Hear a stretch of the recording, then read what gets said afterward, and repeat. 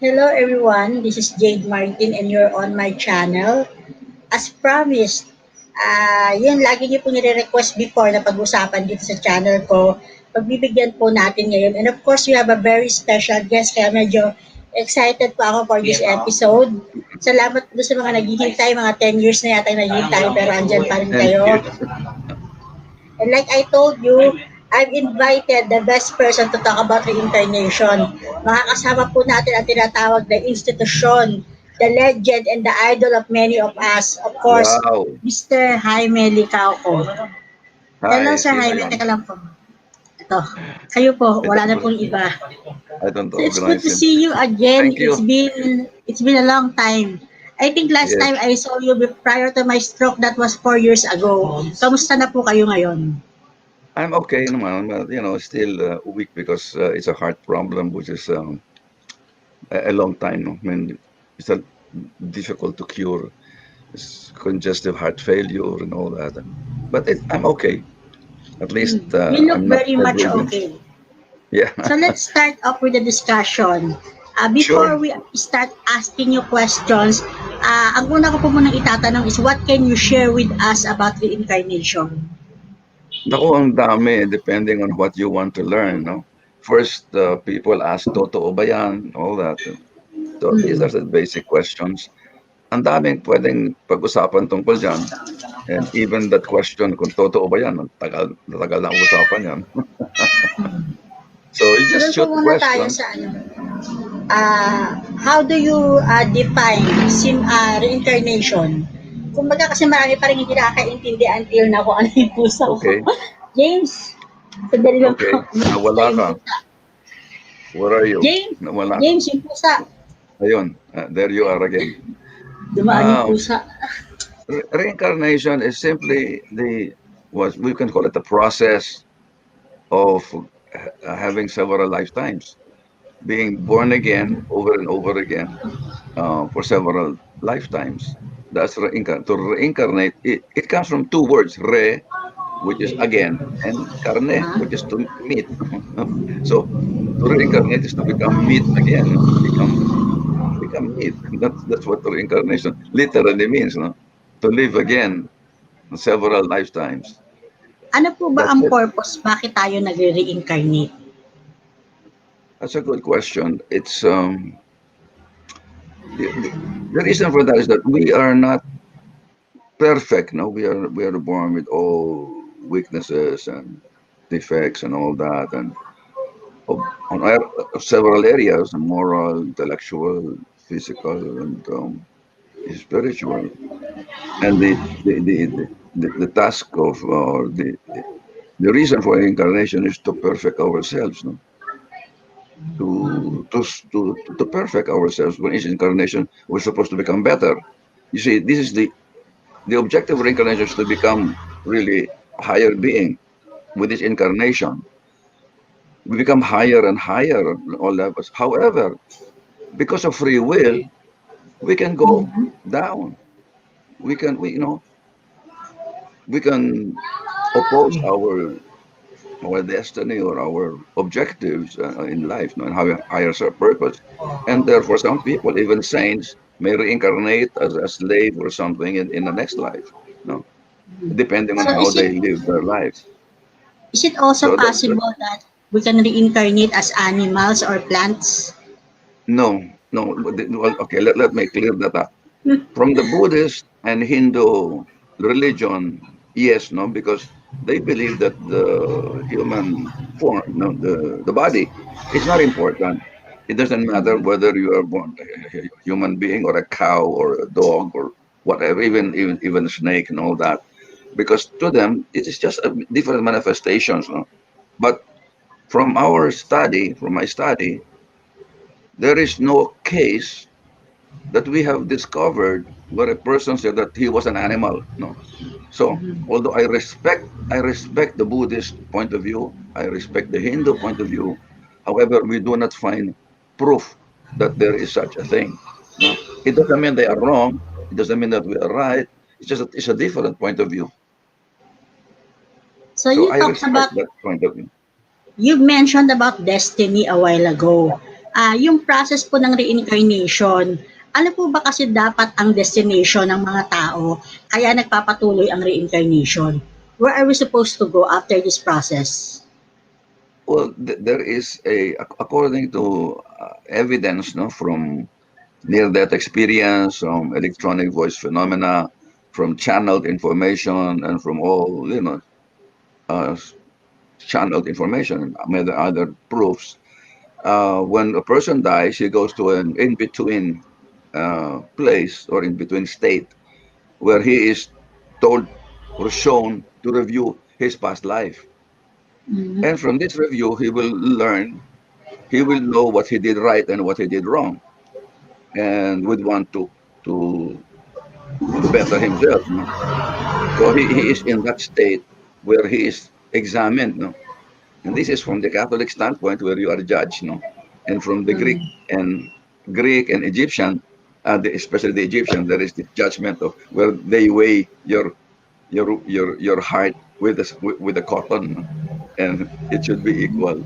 And if your heart is heavier than the cotton, then you go to the Hades, or Hades Greek, no? To the underworld. Yun.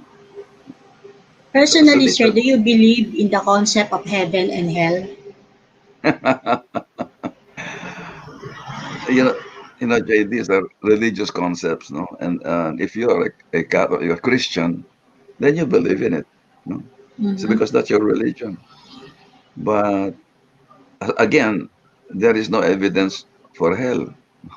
There may be heaven, but as far as hell is concerned, it's hard for me to believe in it. I have not found proof of it. Have you? Has Never. anybody gone back and said, "Oh, there is hell"?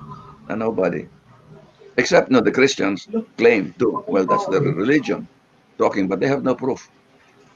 Okay, this is my question. Can we choose or determine what our next life will be? Yes, according to a study conducted by Mhm. Dr. Helen Wambach, she is a clinical psychologist who was very skeptical about reincarnation. She went Mhm. on to regress over 1,000 people, no? 1,000 individuals to find out who they were before, kung talagang totoong mayroon.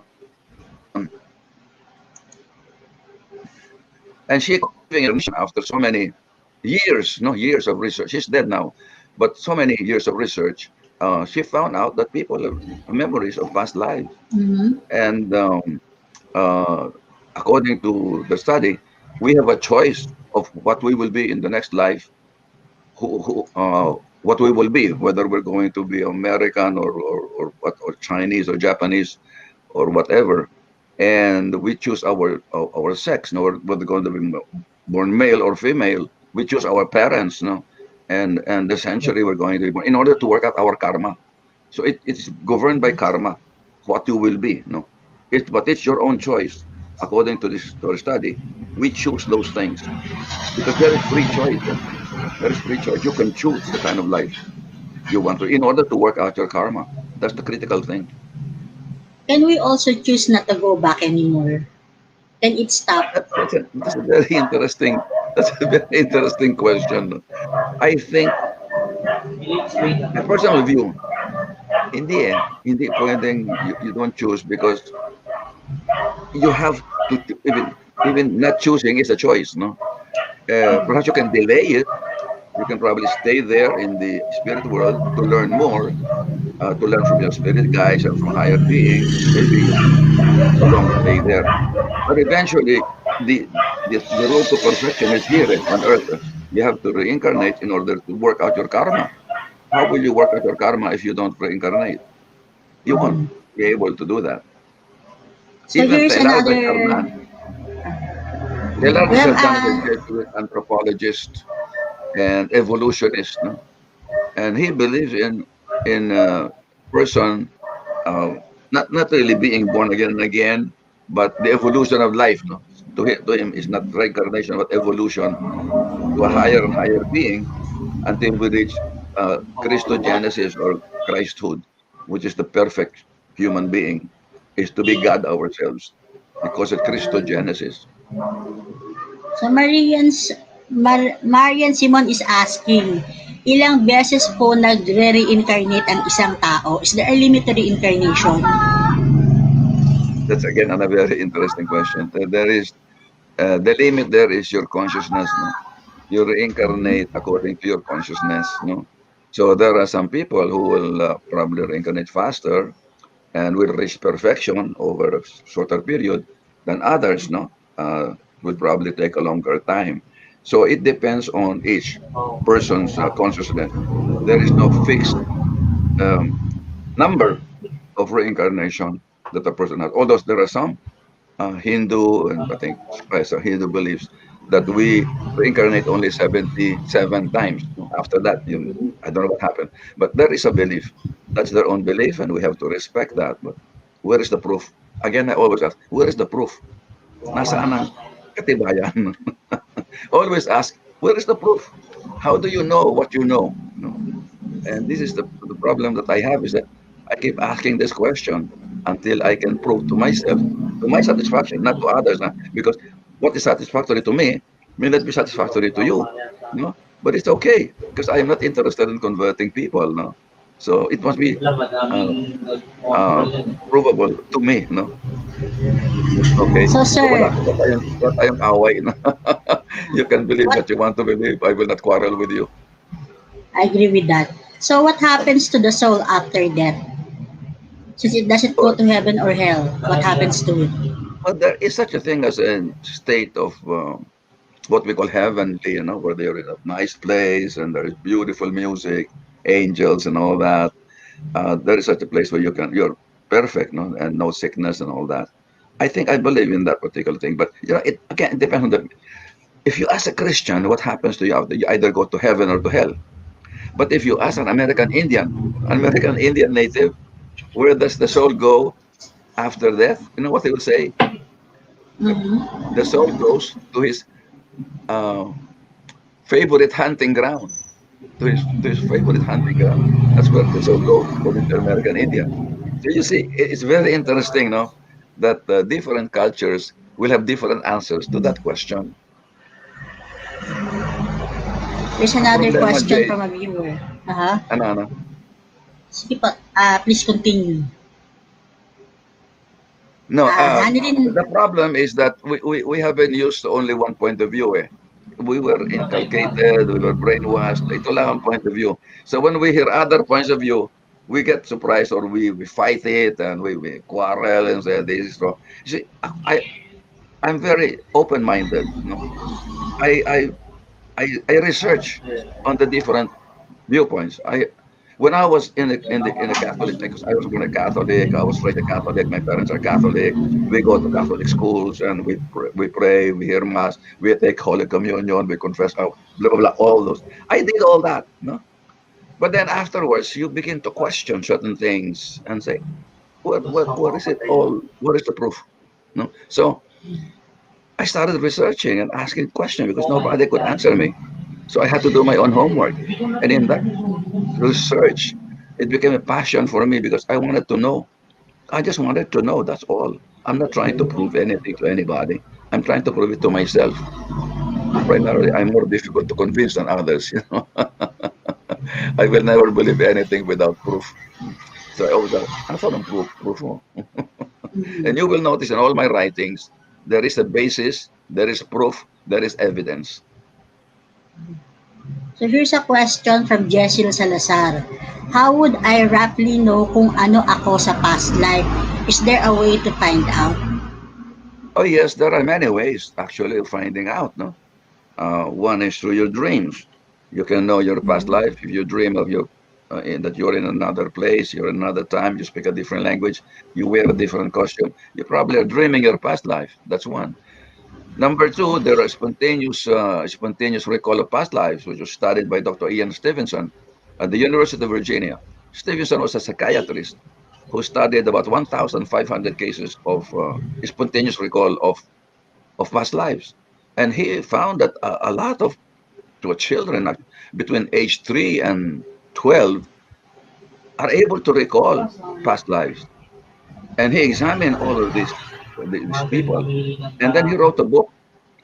He chose only 20 out of the thousands that he has studied, he chose 20 cases suggestive of reincarnation. And that book has become a classic. He is the first scientist who investigated reincarnation. And the other is Helen Wambach, who regressed more than 1,000 people, I think up to 4,000, because he was interested to find out, totoo ba ito? The problem is, people talk about it, but they don't try to examine, they don't try to investigate. They should investigate and prove it to themselves, not to me. I mean, they should not prove it to others, but to themselves, if they want to find out. Because they should not even believe me, and you should not believe me, Jade. I'm not telling you believe me. No, I'm not interested in convincing you. I'm if you ask me, I will share what I'm finding. But if you don't want to believe it, we're still friends. No, I respect the beliefs of other people. I don't try to convince them. Okay, so that's my view about it. Michael Contanillas, what is the process of past life regression? It's just one technique. There are several techniques actually, But in passive regression, you actually put the person in a trance-like state, or we call it the hypnotic state. I don't like the word hypnosis because it has a misleading. I do past life hypnotic regression, but this word hypnosis is misunderstood. Because when we talk of hypnosis, we think of these stage magicians who would hypnotize a person and he will bark like a dog or ganon, no? Or like a rooster, no, like a rooster.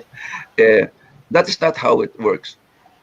Regression does not put you into a deep trance or does not put you in a state where you do not know what you're doing. You're still conscious and you can reject whatever the hypnotherapist is trying to say. So there is no danger of your being doing something you do not want to do. So you're put like in a meditative state. I would rather call it you're in a meditative state, and from that point you are guided to a review of your life in the past. So that's By the what way, hello regression is. to Samantha Q. Hello to Hanilin Nopable. Yung tanong mo, Hanilin, paano ba malalaman na na-reincarnate ang isang tao? Let's ask sir kung meron bang paraan. Malalaman po ba natin na Well, nag-reincarnate tayo? that there is no clear-cut answer to that. My answer is if you do not have any notion of your past life, you don't have any curiosity, you don't talk about the spiritual things or just mundane things like this, and you have absolutely no interest in this field, you probably have no past life. Maybe you're a new soul. Because there are some people who are newbies. I mean, bagong saltas earth, no? And they do not have a previous life. There are some people. That's why population is growing. See, let's talk about the objections, no, to reincarnation. One of the objections is if reincarnation is true, why is there population growth? If you say that when a person is dies, he will just come back, then there should be the same number of people now and before.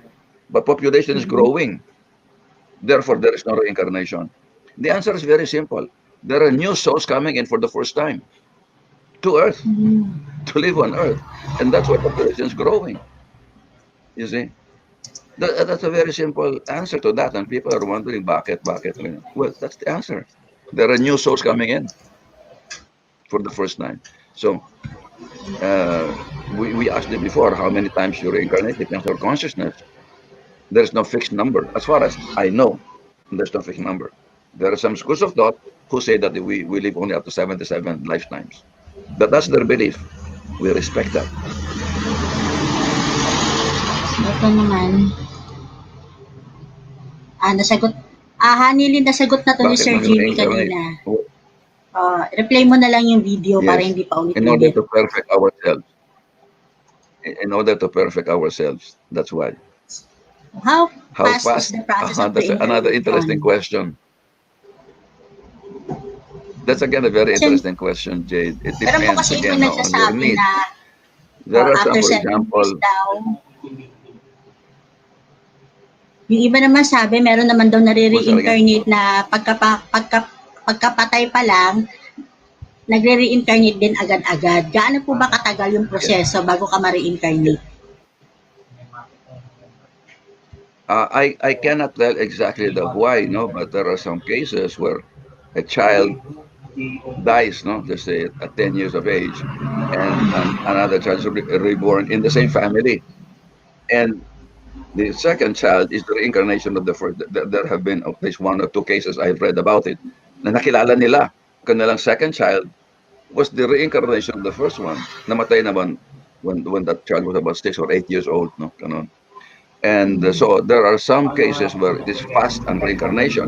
There are some cases centuries before you reincarnate, no? Kasi Mhm. remember, there is no time in the spiritual world, no? There's not such time as today, tomorrow, or yesterday. Time exists only on the physical plane. So when you talk of time, what are you talking about? We're talking of earth time. There's no time in the spirit world. You So know, habang ang isang soul po ay hindi pa nagre-reincarnate, nasaan ito? Saan siya naghihintay? he is in a spiritual state, no, and on a certain dimension where people learn and they make a decision whether they're going to come back or later on. Sometimes they become spirit guide. Sometimes they become, other types of people, depending on their consciousness and their decision. Some want to stay longer there in the spirit world, no? And that's their choice. Some will have Ah, to reincarnate in order to work out their karma. Or in other words, the conditions that will make it ideal for them to work out their karma exist on the earth, and therefore they have to be on earth. so here's another question from, nalabo na yung mata ko. Analytical A of WZ5. Ah, yung karugtong kanina nawala, tinatanong niya ano daw ang nangyayari sa mga taong nagpapakamatay. Do they reincarnate o meron muna silang kailangan daan ng proseso bago sila ma-reincarnate? They also reincarnate according to a study conducted by who's this guy? He has a book entitled Handbook to the Afterlife. John Klima. John Klima was formerly president of the graduate school of integrative psychology in Concord, California, of which I was the visiting faculty member. And I know this person personally. In fact, I was surprised when I read the book, Handbook to the Afterlife, that I was quoted by John Klima, and he did an extensive study of people after death by interviewing channelers, by examining electronic voice phenomena, studying mediums and near-death experience. And there is something common after death is that you are placed in an in-between life, in-between state, where you examine your life to know what you did wrong and what you did right, to do what you did good and what you did bad. And from then, you make a decision whether to come back to work out your karma or stay there for a while and learn some more. So it depends on our choice. No, it depends on us. We always have the choice. That's a So big how about responsibility. Yeah. this? Why do most of us forget our past lives? Bakit hindi yung pag pinanganak na lang tanda mo lahat, kailangan mabura pa talaga yung memory? Although hindi naman If talaga nabubura, Yeah, nakakalimutan. we know that, and we will not be able to work out the karma. You see, um, there is a in Greek mythology, no, Greek mythology, there is some interesting belief that before a person when a person dies, he is he goes to take to wash himself in a stream of forgetfulness. And when he does that, he forgets everything. Everybody passes through that stream, no, or shower where you forget. Called Lethe, I think Lethe. I think that's what they call the river of forgetfulness, and that's why your memory is erased, so that when you come back, you learn again, no, in order to work out your karma. So if you know it already and everything, then it's not possible for you to to do anything else. No, if everything is given to you, no, you will not learn. Hmm. So kailangan That's why. talagang Wait, makalibot. wait a minute, Jade. Very important. It is not true that we don't remember our past lives. We don't remember past lives consciously. We are not conscious of it, but subconsciously. we know what we have been, and we have proof. I have proof of this, that the subconscious mind knows everything that happened to you, lifetime after lifetime. But it is in the subconscious. You're not conscious of it. And sometimes you become conscious of it through regression, through spontaneous recall, through the mirror technique, and several other techniques, channeling. Ang daming paraan. No? So, we will know what we were before through this means. Meron po bang connection sa past life ang balat? Yung mga ano pa yung balat sa English? Birthmarks. Yes. And another interesting one. Dr. Ian Stevenson studied these birthmarks. And especially if you have a birthmark that is strange or malaki, no, and all that, it has a connection to a past life memory. You know, there is, for example, a boy who was about 12 years old, and he said he has, when he was born, there was some little mark, parang birthmark uh, sa chin, another birthmark sa ulo, no. And he was saying that he was a highwayman in Persia, where somewhere in the Middle East, that he was a bad guy. You know, he was a robber, he was a criminal. And then when the French police was going to arrest him already, nahuli na siya, he committed suicide by killing himself. He put the rifle on his chin, and then he pulled the trigger, so the bullet went from his chin and went out of this skull. No, yes, because I studied the case of this guy, of this boy, and look at the records of this criminal, no, Eh, in what, in Persia, I think. Anyway, and he found that the position of the birthmark matches the trajectory of the bullet of that guy, no, and the life that he had. The boy remembers exactly. No, no, I had a student. She was a graduate student of I think genetic engineering in UP. This is a long time ago, 1990 or 1980s pa yun, no? She, in during regression, during the class, soulmates, karma, and reincarnation, where I do regression, she remembered her life as a 16th or 17th century soldier, male. She has a big birthmark at the back, no? Near the buttocks, no? Malaking talagang pinakita sa amin eh. She lifted her shirt dito, and we saw it na para bang bagong bang palo na hematoma. It looks very fresh.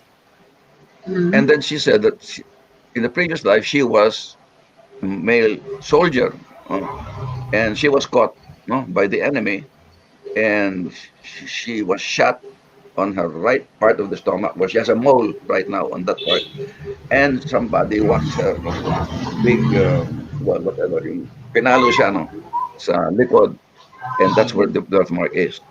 So now she understands why she has those birthmarks. It is a past life memory. Stevenson studied these birthmarks, and he found out that these the birthmarks that are strange. Not all birthmarks have meaning, but the birthmarks that are very strange and big, merong connection with your past. So Interesting, ito, no? may question si analytical whatever. I don't know how to rephrase this question, but I'm sure you're going to get the point. Paano po ba ang judgment ng reincarnation? Well, as I said, you choose. No? You're the one who judges yourself. No? God does not punish or reward us. We punish or reward ourselves. No? It's we who punish and reward us, not God. You cannot blame God for what happens to us. We blame ourselves. It's our choice. We have free choice. So upon our judgment, we judge ourselves. That's the shortest answer.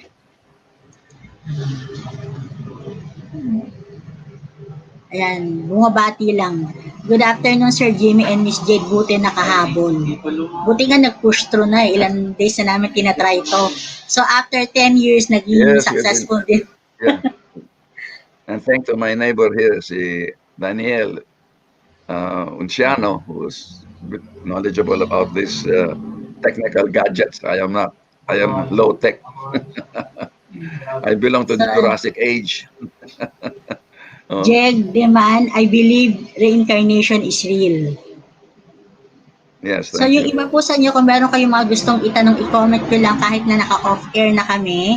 As I think this is going to be, meron sana kayo tatanong, nakalimutan ko eh. Pero ito na lang siguro, this is going to be my last question for today. Ito, very important question for me.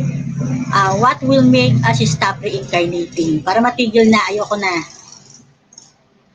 When we have reached perfection, Oh, when gano'ng we have katagal reached kaya our, yung perfection? when we have worked out all our karma, reincarnation stops. So just in case we already According, stopped I believe in, reincarnating, ano, ano. please continue. Kung For halimbawa example, Jesus nag-stop na Christ. tayo, opo, Let's take the example. Jesus Christ will not reincarnate anymore.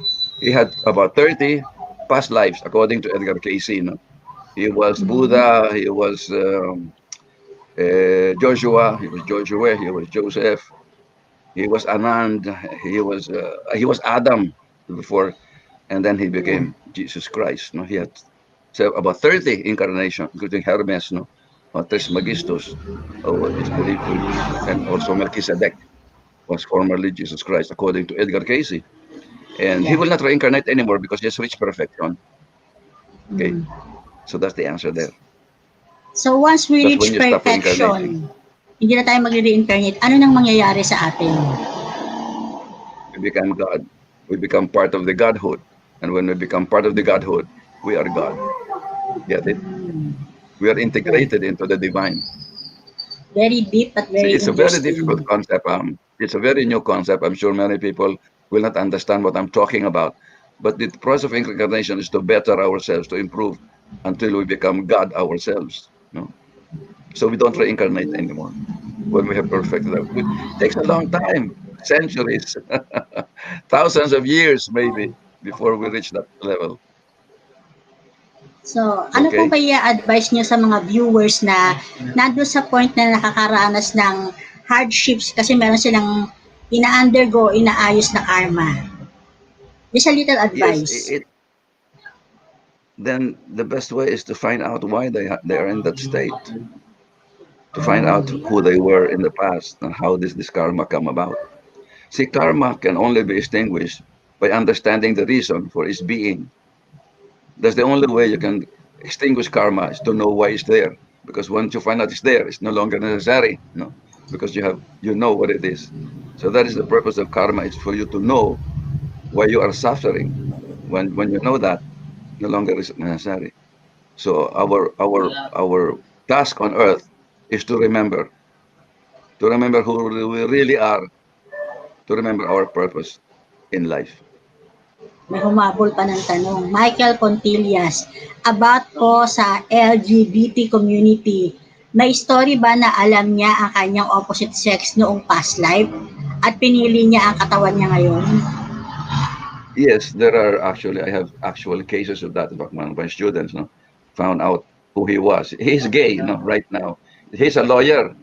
He is from Bacolod, no, nice guy, and he's admittedly gay, and he loves being gay. He has a good sense of humor. He visited our office one time, and he made us laugh all the time. And he found out why he is gay.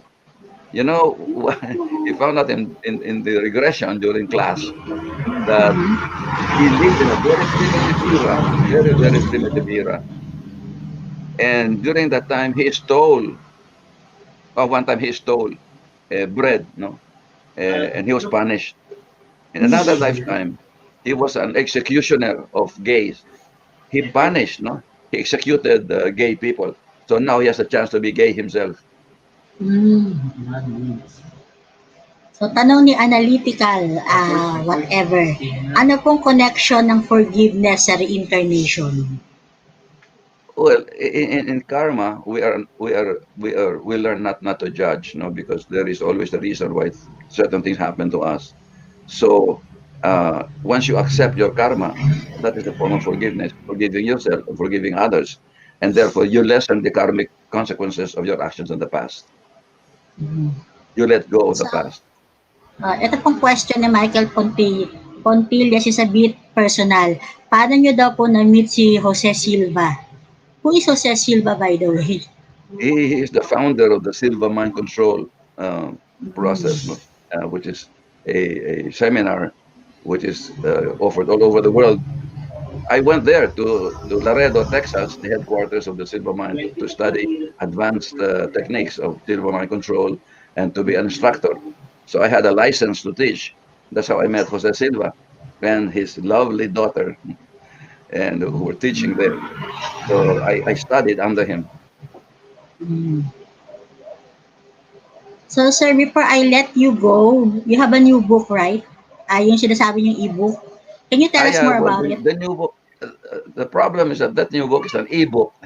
It's I just okay. received. We're used to I it. just We're very received. digital nowadays. I just received a what you call a request.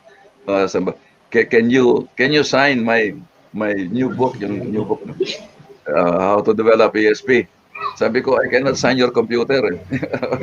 The ebook has no printed copy. It's online. You can order from Kindle ebooks for $8. It's not available anywhere. It's not available in the bookstores. It's available only online and in the US for $8. That's ilan yun? 40 pesos. For 400 pesos. That's $8, more or less. And that's the value. No? You order it and you are you don't need wala pa ang ganda yung walang shipment because it's not shipped. It just transferred to your computer or to your laptop or to your phone. Immediately once you pay, it's there in seconds. You can read the book already. You also It's have a available choice to only print it if you online. want. It's called How to Develop ESP, a step-by-step guide to opening your third eye.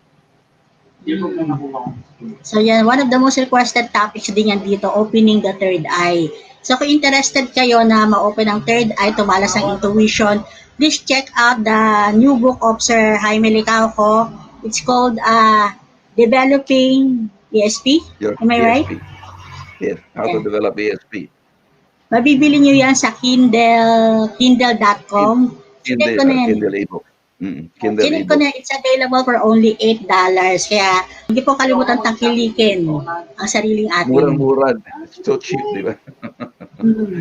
Kasi karamihan ng mga books about paranormal, about ESP, about opening the third eye, medyo may kamahalan. So ito coming Yes. from a very reliable source, mabibili nyo ng $8 lang. So please do check it out. Yes, So thank you for the yun, plug, Jade. ito may humabol Okay. uli. Bakit ba kasi kayo kung kailan patapos kayo naghahabol? Nobel Nilo, reincarnation can be documented by past life regression. Is it it? Well, that document, it can be, you will know what you were before through. That's only one method. There are several methods also of knowing, no? And that's one method that's more popular and easier to do is through past life hypnotic regression. Ito But personal be question careful. for me. Ha? Go ahead. Ano pa yung please continue. Okay. Kayo No, po I ba was going to. nakapunta na kayo sa Akashic Records? Kasi di ba nandun daw Well, lahat ng records? I wouldn't say nakapunta, no, because but actually I teach in my ESP class. I teach people how to read the Akashic record through psychometry, where you can read the record or the story of an object belonging to a person that you do not know, and you can tell everything within an object, a ring, an earring, a watch, or anything that he has held. No, is the record of that, the Akashic record is embedded in that object, and you can read it. No, and 80% of my students are able to do it first time. It's in the book. It's in my book, How to Develop ESP, How to Do Psychometric Reading of an Object. That is the Akashic record. So, Jeg Diman, yun ang title ng book, How to Develop ESP.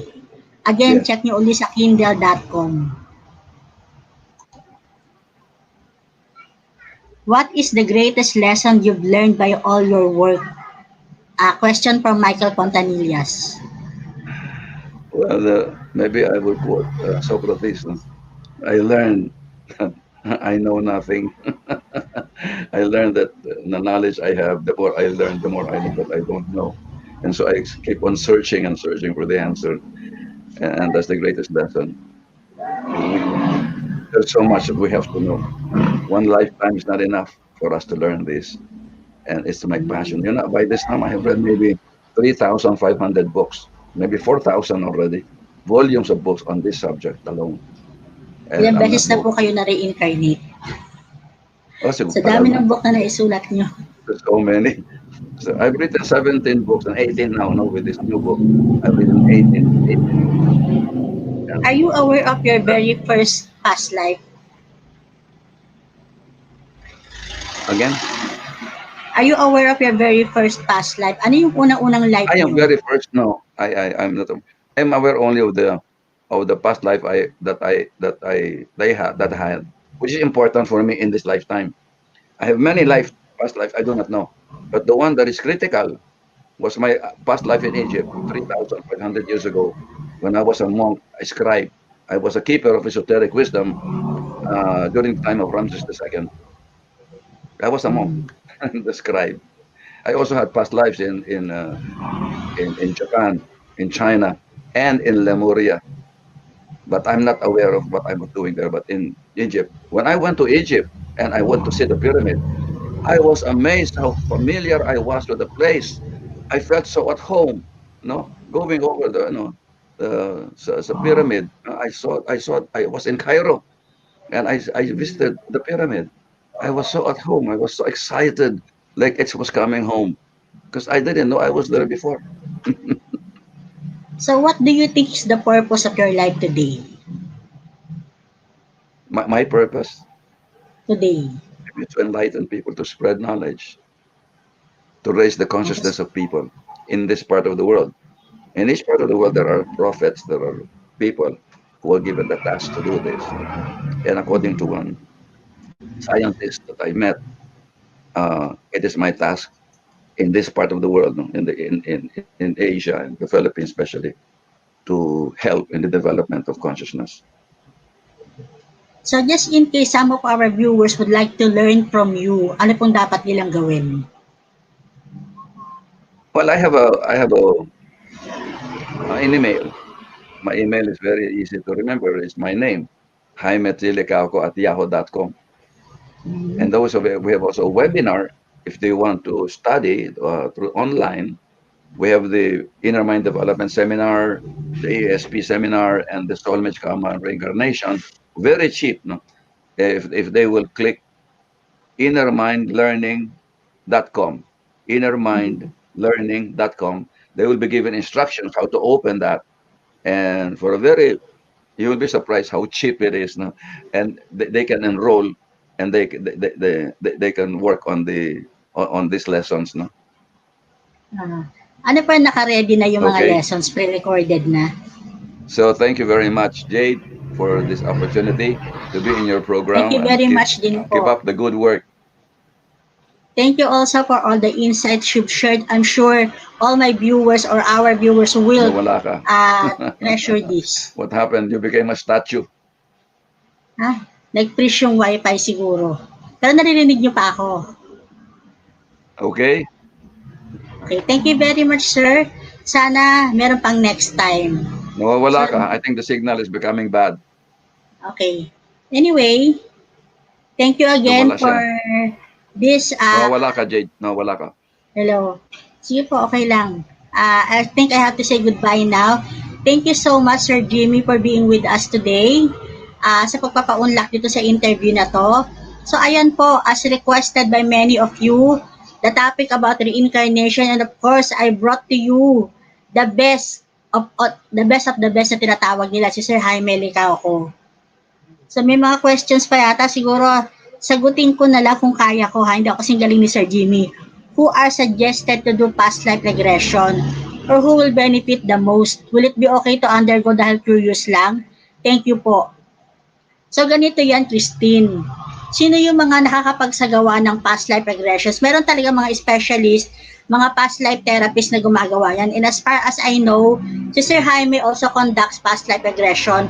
Kontakin nyo siya doon sa email na ibinigay niya. Tapos, yun nga, I also do that, pero choice nyo naman kung kanino kayo lalapit. Pero meron talaga mga past life regression therapist na pwede nyo lapitan. Who will benefit the most? Syempre kayo. Kasi pag nalaman ninyo kung ano yung karmic cycle ninyo, kung bakit kayo nagsasuffer this lifetime, magagawa ninyong i-resolve yung mga issues ninyo para mag-improve yung karmic cycle ninyo. Will it be okay to undergo that curious lang? Tanong natin si Sir Jimmy kasi ito siya uli. Hello, Sir Jaime. Yes. Yeah, we So, got ito may humabol ng cut tanong. off. Naglag ang internet. So, ito interesting question from Christine Piaonan. Will it be okay to undergo past life regression dahil curious lang? Wala lang, gusto manood ng sine, parang ganun. Well, I discourage that because we should not be curious about past Why? life. But there is if you have a problem, there is a concern that you have which you cannot resolve, which can be traced to a past life, then it might be a good idea. But if it is just curiosity, never mind whether you are a prince or a princess or a king. It doesn't matter. We should be concerned with our present life. That's our concern. Now, if there is something that bothers us, which can be traced, no, there's a problem which can be traced to a past life and which can be resolved only by remembering the past, then it is okay. Then it is important for you to know. To know. See? I've had several cases of people who have big problems and they were able to resolve it by knowing the past. So, daming question ni Michael na mga personal. Michael Contillas, paano ko daw po kayo nakilala? Actually, I forgot. Sa dami na ng lifetimes na kakilala kami, nakalimutan ko na. Pero syempre, sino ba naman hindi nakakilala kay Sir Jaime? Kayo naman. Hindi naman. I'm Try just ko an alalahanin ordinary. kung paano. Pero alam ko kasi Yeah. nag-guest kami together sa several TV shows. So, yun lang yung natatandaan ko. Kailangan ko siguro magpa-regress to remember everything. Yes. So, I think, sir, that will be all for now. I hope sana may next time pa, pwede pa kayo ma-invite uli. Napaka-interesting itong mga share yung insights and we will all treasure your inputs. So, sige po sir, I'd have to let you go, baka kailangan nyo na magpahinga. Yes. And I hope to Thank see you you. again sa Thank you so our much. susunod nating lifetimes. Thank you so much and good afternoon to you, let me sir. know. Thank you for being a part of Insight. Thank you also. Bye-bye. Bye-bye. So, yun po. Napanood niyo si Sir Jaime. Again, plug po namin uli yung book niya. Even I am also going to buy it kasi chinek ko na siya kagabi. Kaya lang medyo nagdolo ko yung PayPal ko. So, ang name po ng website is kindle.com and the title of his book is Developing ESP. E-book lang yan. It only costs $8. Yung matututunan nyo naman dyan is actually priceless. So, eto, tinatanong ni Jeg Deman, kailan yung kay Jado? Actually, si Master Jado yung tawag sa kanya, Jade din ang pangalan niya. Mag-guest siya dito sa channel ko sa Saturday, so abangan nyo yan. 2 p.m. in the afternoon, ang topic po namin is combate spiritual. So kung gusto nyo maintindihan mabuti kung ano yung combate talaga, kung paano yan ginagawa, manood po kayo sa Saturday when Insight returns at 2 p.m. Thank you po sa lahat ng mga nag-comment, sa lahat ng nanood. Hindi pa ako masyado komportable, kinakabahan ako kasi idolo ko yung in-interview ko. I was supposed to be watching lang. I admire him from a distance, pero talagang idol ko po yan, si Sir Jaime. So thank you for watching Insight today. I will be back tomorrow on Saturday. And then again on Monday, I go live stream every day, kaya wag po kayong mawawala. Mag-follow po yung mga hindi pa nagpa-follow sa akin sa Facebook. Tapos, kung hindi ko pa kayo subscriber dito sa YouTube channel ko, please, do not forget to subscribe. Tapos, i-on nyo po yung bell para pag meron akong bagong live streaming, meron akong bagong topic, meron tayong mga bagong pag-uusapan, may bagong video akong ina-upload, manonotify po kayo agad. Sabi ni Jeg, can't wait for it. Kahit ako, sobrang excited ako. Kasi meron ako mga gustong itanong sa kanya na hindi ko maitatanong sa PM, so ila-live stream na lang namin. So, thank you daw kay Sir Jimmy. Makakarating yan sa kanya. Talaga pong napakapunong-puno ng wisdom itong tao na to. So, I hope to be like him. Hindi ko po pinapangarap na palitan siya. I want to be like him. Yun po ang honest opinion ko. I really admire this person. So again, thank you for being with us and may you always be filled with insight. Bye-bye!